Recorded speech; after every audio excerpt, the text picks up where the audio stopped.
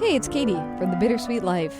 If you've ever found yourself smiling while you listen to our stories from Rome, or even tearing up during an interview that hits close to home, maybe you've paused to rethink what it means to live boldly or differently or abroad. If any of these are true, then you already know that this show matters to you. But here's the thing. This show doesn't happen by magic. The Bittersweet Life is powered by listeners just like you. We don't have a big production house behind us. All we have is passion, experience, and a deep love of telling stories and having conversations that resonate. And right now we need your support.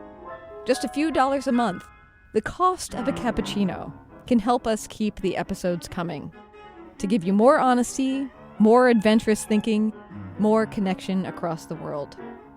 So if The Bittersweet Life has ever made you feel seen, or helped you dream, or even kept you company on a long walk or a long flight, join us, support us. Because conversations like these don't happen everywhere, and they only exist if you believe that they should. thebittersweetlife.net/support, or find links to donate in the show notes.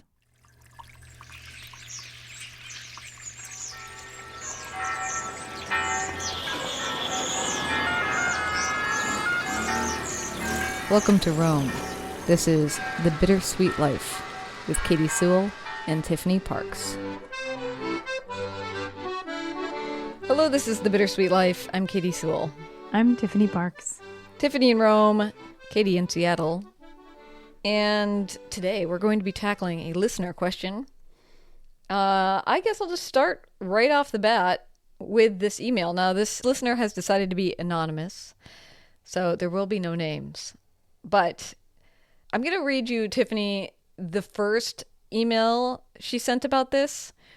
And then I'm going to I wrote her back and I asked her for a little bit more detail. So then I'm going to read you the follow-up. But the first email I want to read because it kind of lays out what her big question is. Okay? So here we go. Okay. For your and Tiffany's consideration, how do men and women in Italy view monogamy? As someone who may try to live there one day and who would like to find a lifelong companion, I'd love to hear what you know, have seen, or have experienced, or think about this. I'm interested in a committed heterosexual relationship and wonder about the mindset of faithfulness in Italy. I've heard about, as well as experienced, unideal circumstances and would love to hear this topic discussed. Does geography, education level, etc., play a part? Or are things pretty consistent throughout the country? From what I've seen, I don't think religion has an effect. Okay, so that's the original email. And you said you love the idea, Okay. so I wrote her for more information. Okay, so let's see. Okay, so she wrote, I mean, we could tackle that directly right now, but she wrote a bullet point email with some personal stories about things that have happened to her in Italy. So do you want to do that let's hear first? that. Yeah. Okay. Yeah. Okay. So here is her second email. She says, first off, I apologize for the bullet point format below, but I wanted to send my experiences to you. Here are a few situations that she personally lived through that make her question how men and women view monogamy in Italy. Okay. So here's number one. Years ago, a friend of mine from school introduced me to a friend of his from southern Italy. He was visiting the States during his 3-month break from work during the off-season within the tourist industry. We developed a relationship, which turned into a long-distance relationship, where we spoke on the phone often and saw each other for a few months each year. One year, we decided to take things more seriously by living together for a portion of his break. I was excited to explore this new phase to see where things could go. We enjoyed this quality time, basically living like a real couple, making dinners together, having friends over, and spending as much time together as possible when I wasn't at work. 2 days before his departure, he asked me for a few times when I was headed to meet my client. I couldn't understand why my location mattered to him. But in short, he was asking me these pointed questions because he had made plans to meet up with another woman, someone he'd been in contact with since the year before, whom he'd met on Tinder. I was crushed and couldn't believe his deceit. We had been in a relationship for 4 years prior to this happening. So that's the first story. Mm. Number two. While visiting an Umbrian town with my mom a few years ago, I spotted a uniquely painted mailbox while strolling the streets and stopped to admire it up close. A man in his 60s approached us and introduced himself. He was just coming home for his lunch break from the gallery he runs with his wife. He spoke with us about his mailbox and his artwork, which interested me because I'm in a related field. We exchanged numbers for business purposes, and before walking away, he showed us a painting inside his foyer. It was a painting he'd created for a local breast cancer center, a subject that struck close to home. He painted an interesting modern spin on the Virgin Mary, an apropos image for a center in Italy. We had a few nice back and forth texts about artwork sales, and then, out of the blue, he asked me for naked pictures. What? Oh my God. What? How Okay, old did she say he was? in his 60s, she said. He's 60. Okay, number three. How old was she? Well, I guess we don't know how old Yeah, she we was, don't know how old but she was. okay. Okay, Go on. number three. Last fall, I traveled solo to an island off the coast of Naples, and on two separate occasions, I was approached by restaurant owners while dining at their place. I was happy to speak with them since I love learning about different cultures, and it's always nice to have a little company when you're traveling alone. I'm not the kind of person who flirts or sends out signals looking for one night stands, but I'm friendly and open to chatting. Since both men were respectful and engaging, I agreed to give them my phone number to keep in touch. Both men texted me after I left their restaurants, asking to meet up for a glass of wine or a gelato after they closed. I declined and suggested meeting them in the daytime. Both guys completely disappeared and were no longer in touch. I returned to one of the restaurants later that week and learned that the man I was speaking with was married. It was so odd because they spent a lot of time with me and were respectful, but ultimately they were looking for something superficial in the end. Number four. Oh my gosh. How many experiences has this poor girl had? This is the last Oh, in major Italy too. experience. It's making Italy look really bad right now. American friends of mine were groomsmen in an Italian wedding along the Ligurian coast. One of the Italian groomsmen slept with a guest at the wedding. My friends were shocked by his behavior because he blatantly boasted about his indiscretions and his wife was at the wedding. And then her final bullet point is just, in addition, she gets this impression from various books and movies that paint Italian culture consistent with the examples above. I'm wondering, do women often behave this way too, or do they just turn their heads? If the latter is more likely, I wonder why, and would appreciate your thoughts on why this behavior has been tolerated for so long. Okay, so Oh my lots of gosh. questions here. Wow, that's a lot. That's a lot. Whew. I'm going to start with a couple of quotes from some people that I know personally. Okay. The first quote is from a very, very old close friend of my mom who has sadly passed away, but she was quite a character. And she was an American woman who was married for many, many, many years to what do they call it? Italo-Americano, an American of Italian descent who I mean, I'm not going to give anything away here because I'm not mentioning her name, but he was in organized crime in America and he went to jail for it. So like it was, Mm-hmm. you know, so, Boy, that sounds like a good Patreon story. it is kind of a good Patreon story. But anyway, point being, she just kind of seemed like an expert on Italian men, even though it was an American guy. But when I was home from my first year in Rome, I saw her at my mom's house and we were chatting. And I think she must have asked me, like, are you seeing anyone? You know, such and such. And I said, I have a feeling that about 80% of Italian men are cheaters. And she goes, oh, honey, it's 100. Oh, She had this low, husky voice and she talked like that. And I never forgot that. I just thought that was so funny. And my other quote is from my husband. mm. we were sitting around, probably had friends over, like several friends over. We were just chatting and as you do. And somebody must have brought up, a story of being cheated on. And I said, it's crazy. I have never been cheated on in my entire life. And my husband goes, that's what you think. Uh-huh. Yeah, that's what I was gonna say. That's what you think. That's what you think. And so I tell these two little stories because this is the kind of cynicism that you come across in Italy. The idea that no one is faithful, or at least it's so common that you shouldn't be surprised. It's almost a surprise if someone is faithful their entire marriage.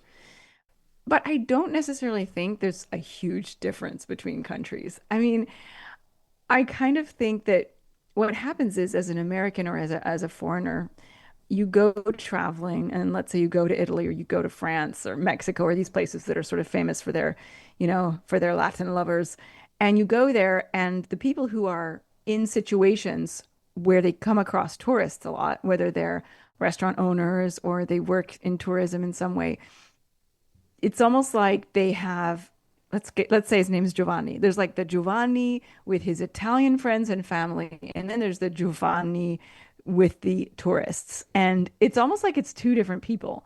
And you can switch on and off. And so you've got your wife and you're devoted to your wife and you're devoted to your family and you'd never leave your family. You'd never even contemplate getting a divorce. But yet all these sort of in your mind, of course, it's not the case most of the time, but it might seem like, you know, women who are a little bit looser than Italian women, women who are wanting to have a good time on vacation. And you just think, okay, well, this is just too easy. It's too easy. And Hmm. probably, and I mean, now I'm trying to like psychoanalyze people I don't know, but I can imagine that maybe one time it's a slip up, Hmm. right? And you feel terrible. But then you start to realize how easy it is and how easy it is to get away with if you have a certain type of job and, it becomes a lifestyle. I mean, I remember in an episode we did, and I have no clue what episode, but I feel like it was somewhere near the beginning of this show. So over like 10 years ago now.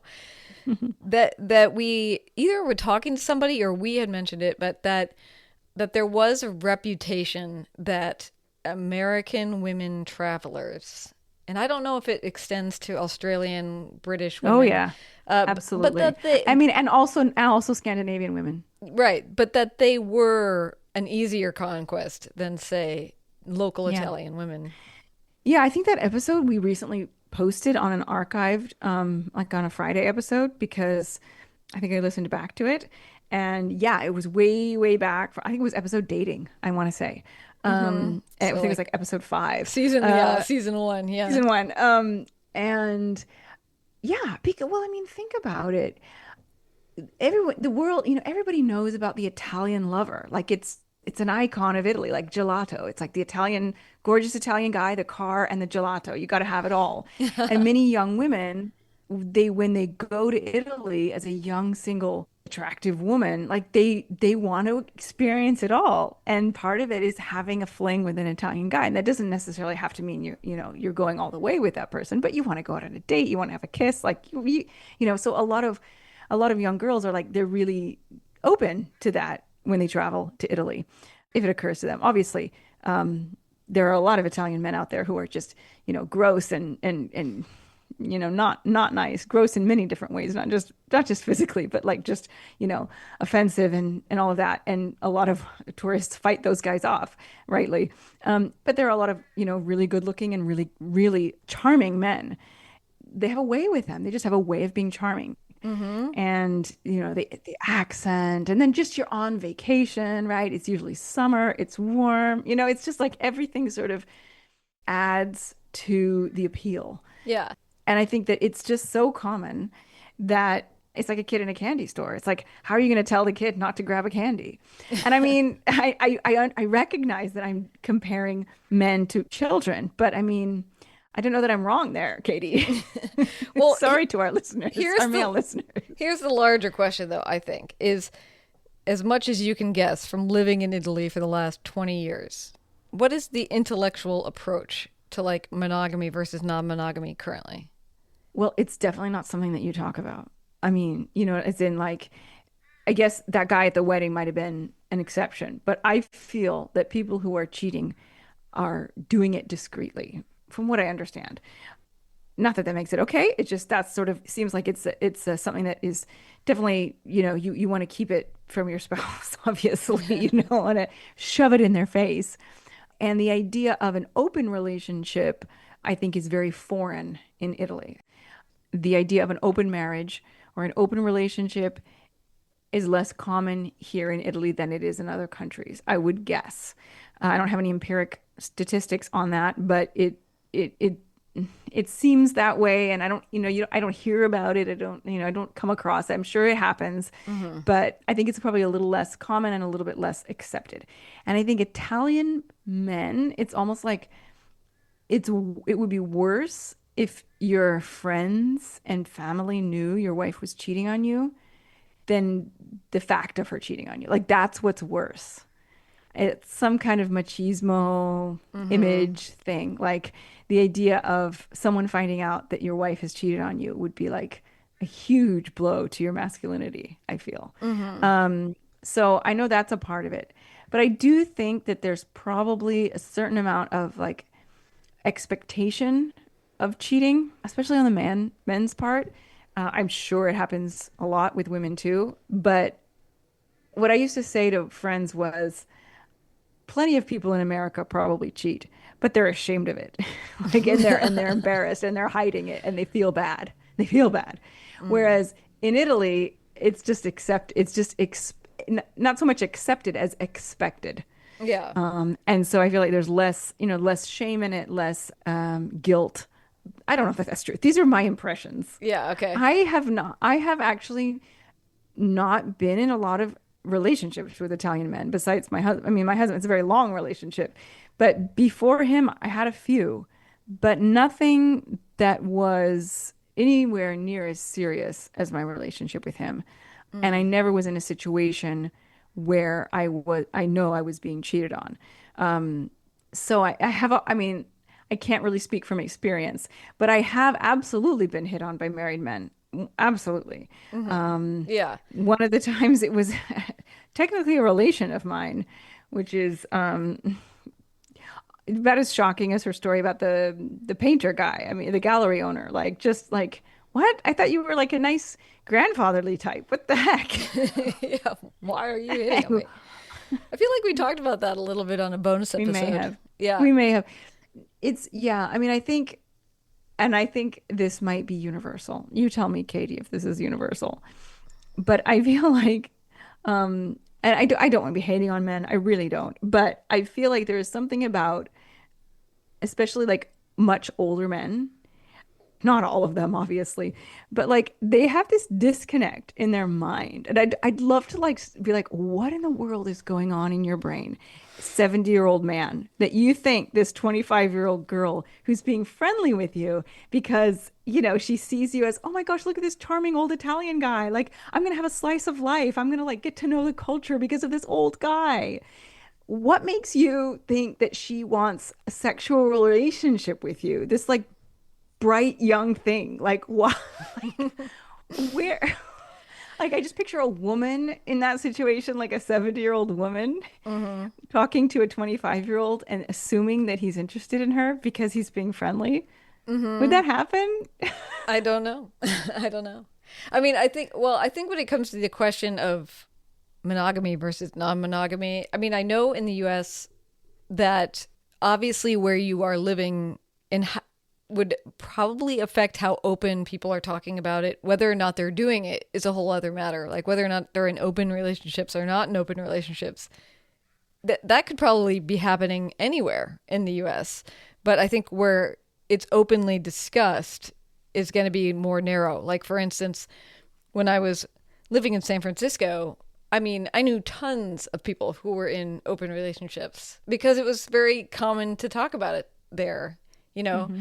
And if you've ever heard of Dan Savage, who does a, sex advice podcast and column and is one of our celebrities here in Seattle, he says, "Oh, and I don't know that he's talking worldwide, but maybe he is. He's like, someone who's in an open relationship. You just don't know that you know somebody who's in an open Hmm. relationship." And sometimes it's not like openly discussed, but I do think that there are pockets in the US where it's very discussed. And not only that, it's like becoming sort of common, like it in certain spots where it's like this idea that which is not, maybe if what you're saying is true about Italy, it's kind of the same concept. The idea is that monogamy is not realistic for most people. Whether or not they're Hmm. desperately in love with their partner, that doesn't Hmm. necessarily mean that they want to sleep with the same person for the rest of their lives. That love and sex can be related, but not Fused. entirely related. Like they don't have to be like completely dependent on each other. And so it's becoming more common where people are saying, it's an unrealistic construct. We are Hmm. animals in the world. Animals are hardly any animal is monogamous, and I am no exception. And I think that that is becoming a more common thing to talk about. There's been a lot of books written about it in recent years, and it takes like a bunch of mental adjustment. So I think it's more like people exploring the question of what does that mean and does it actually work for me is a more open discussion here than it seems what you're saying is happening in Italy. Oh yeah. People don't know. I mean, like I said, I'm sure there are open relationships here, but nobody's talking about it that I've come across, and nobody's talking about it. Yeah, I mean, I'm trying to think now, like the things that Claudio has said to me about like the conversations that he has with his friends, particularly like his work buddies. Mm-hmm. And I would guess that, I said a minute ago, maybe I was wrong. I said a minute ago, like if you're cheating on your wife or something, you don't talk about it, you don't brag about it.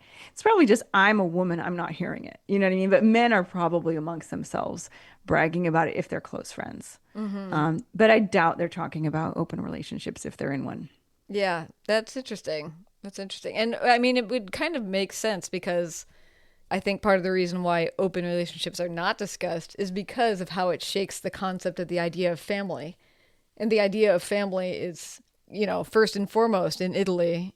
It's not that family doesn't matter here in the US, but, from everything I've got to know in traveling to Italy and living there for a time, it's like family first,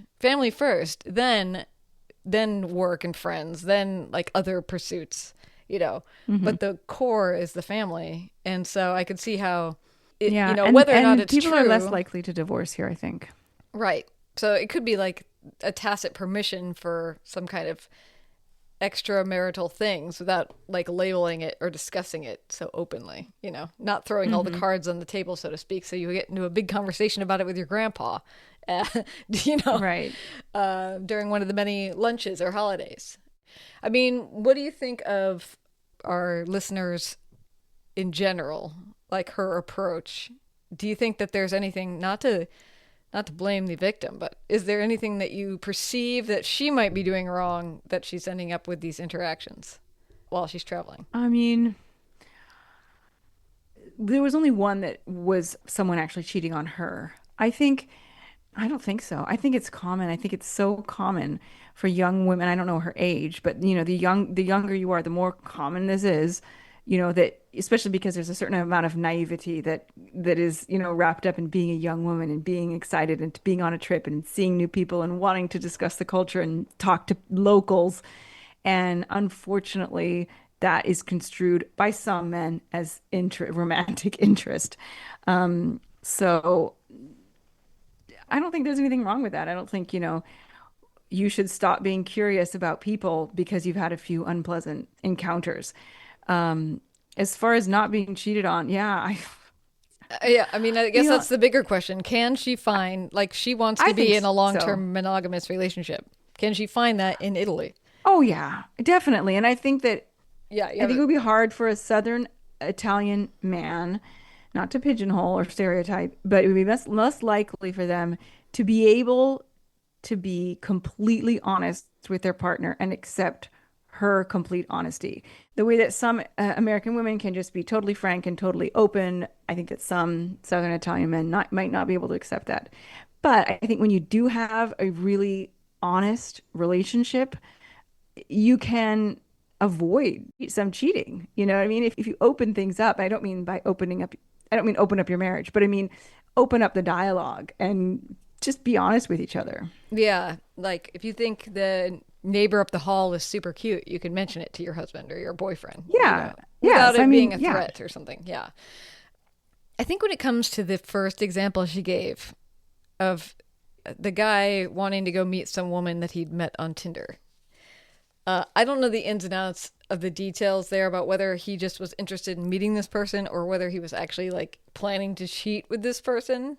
Because I think that sometimes you could say, you don't necessarily want to announce that you're going to go meet up with this other woman just to not fluff the feathers if all you want to do is just meet this person you've been talking to for a while. But Well, hang on, hang on. I got to push back on wait, that. no, but If let me. you're in a relationship, why are you on Tinder? But he had met this person on Tinder before. Like, Oh, it was before her.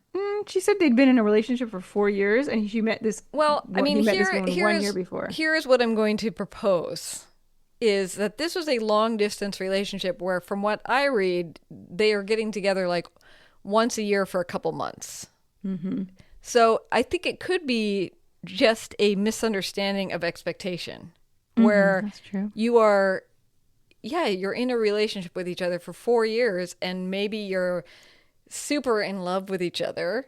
And it's possible that because, he's only seeing you 2 to 3 months a year, he doesn't have this expectation that this is a 100% all we're doing kind of thing. Mm-hmm.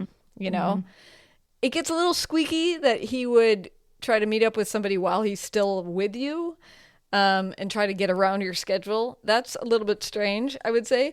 But I don't think at least to me, it reads as plausible that you thought this was a 100% we're all in situation. And he thought this is a situation where I'm 100% all in when I'm with her and not Mm-hmm. the rest of the time. I think that it would have been a good idea to be upfront about that, though. After that long, you got it. Those are kind of ground rules that you got to put out there. Well, I mean, I mean, yeah, maybe it was missing a frank discussion or something, perhaps, perhaps. but I don't know. I just think that situation, at least from the information we have, feels like it could be read in multiple ways. It does. It has that kind of feeling of what a misunderstanding. Like from like a sitcom or something. I don't know. I'm not reading it that way. I'm like he was deceiving her. Well, maybe he was deceiving her, but I mean, but it could be. I don't know. The deception could be more minor in his mind. Like it could have been like, oh well, we're doing a bunch of stuff anyway. It doesn't mean I don't like this person. It doesn't mean I don't want to be in a relationship with this person. I don't know. It Yeah, sounded like I it was a know, but I deal do think breaker for her. So you should be like, listen, I'm guessing here that if she felt like they were in a relationship for 4 years, they had some kind of talk. And they said, are we a thing? Every couple has that thing. Are we a thing? Is it just us? hmm. And you might not word it in that way, but you kind of establish that. And if he decides, listen, 9 months out of the year, I don't see you. It's not realistic for me to be able, but there again, you need that open relationship. You need that openness, not Right. open relationship, but that open dialogue to be able to say, listen, I love you, but I can't be abstinent for 9 months out of the year, yeah, I don't know. I'm not going to even go there. But, but then she would be able to say, well, no, that's not okay with me. Or she would be able to say, yeah, that's fine. I feel the same way. Let's just do it like that. And when because I just feel like both people have to be on the same street. And you can't have one person who being, with one expectation and the other person with another expectation. It's not fair because she could say, listen, I spent 4 years of my life with you. I could have met somebody else. I could have been married by this time. And here Yeah. I was, and I didn't know that you were deceiving me. Yep. Yep. I think that's a good point. I think that's a good point. I don't know. Yeah, it's so tricky because it's like when you're doing these cross-cultural things, like you were talking with the man with the mailbox, these Hmm. cross-cultural things and that kind of openness that you bring to travel. The open person that you are often when you are on the road is, I mean, you're just moving around the world so much wider-eyed and more like, oh, who's this? What's this? Oh my gosh, but this and that, and you also don't know all the ins and outs of the local culture. You know, we talked about this in the abuse episode. What do we call that episode? Abuse episode? Assault. Assault. Assault. Thank you. I'm like, it's not abuse. Assault, way back in the early episodes, where sometimes you just like can't read a situation as well as normal. But I also think, you know, she says, I'm not a flirty person. I'm not, you know, putting out the signals. I totally get that. But I think the signals sometimes are put out just by your general deep interest in someone. Like if a person's not used to anybody having super deep interest in what they're doing from day to day, and all of a sudden they have somebody who's there asking like 20 different questions. I've had that same thing as a general interviewer, you know, where people aren't used to. I mean, usually if you're in an interview situation, it's very professional. But sometimes because I spend time interviewing people, if I meet somebody really interesting, you know, I might ask them like 20 questions in a row. Oh, what about this? What about that? And that can be mistaken for, I'm interested, really interested in you. You know, and some Wow. people think like, wow, nobody's paid this much attention to me in like months. This person must be really interested in me. He must be in love with me. Well, not necessarily in love, but they seem to think I'm a really interesting person, you know? Like maybe it's more than just they want to know what it's like to be a painter, you know, in Umbria. Hmm. You know, maybe they think I'm actually a really interesting person. So I do think There's that that can happen sometimes when you It show totally so can much happen. interest And I in. also think that there is some, and I've mentioned this before, there is something in the American face that is more open than in an Italian face. The American faces are just open. They're like, you could just, I used to have to be able to recognize Americans on the street when I was first selling tours on the street. And I could, and it doesn't matter the color of their hair, the color of their skin, like sometimes there are physical, you know, like Italians have a very strong nose that you get, the strong jawline that you don't get as much in an American, but it's the open face. It's just there's some kind of it's an expressive thing. They just have this open face, like they're just ready for life. I don't know. I can't describe it. They're just like it's like they expect the best. Americans, especially when they're traveling, it's like they're just waiting for the next amazing thing to happen. Mm-hmm. Um, Whereas Italians, and okay, they're Italians and they're not on vacation, so it might be a vacation thing too. But they've got this kind of like slightly pissed off look, just slightly pissed off. And so I think that if you're used to that aloof face, and all of a sudden you've got this bright open face, a man could interpret that as flirtatious, even if you are like, I'm not flirtatious. Mm-hmm. Wow. So long and the short of it to you, our writer, and thanks for writing in. By the way, we always welcome anyone's question. It's fun to take on topics that are not generated by us. Answer to your question. I think the ultimate question: can you find a long-term monogamous relationship if you move to Italy? The short answer seems to be yes. Yeah, that's the short answer. I think I'm in a monogamous relationship. So, you know, my As husband far might as you tell you know. otherwise. Yeah. I know. No, I mean, the good thing is, even though my husband is Southern Italian, we are totally open with each other. Like, we're totally honest. And if I have a crush on a guy at the gym, I tell him, and it's no big deal. Yeah. There you go. All right. Well, thank you so much for writing in. We will leave it there. And until next time, this is The Bittersweet Life. I'm Katie Sewell. I'm Tiffany Parks. Join us again. Bye. We welcome your feedback, show topic ideas, or questions. You can always reach the show by emailing bittersweetlifepodcast@gmail.com or through thebittersweetlife.net.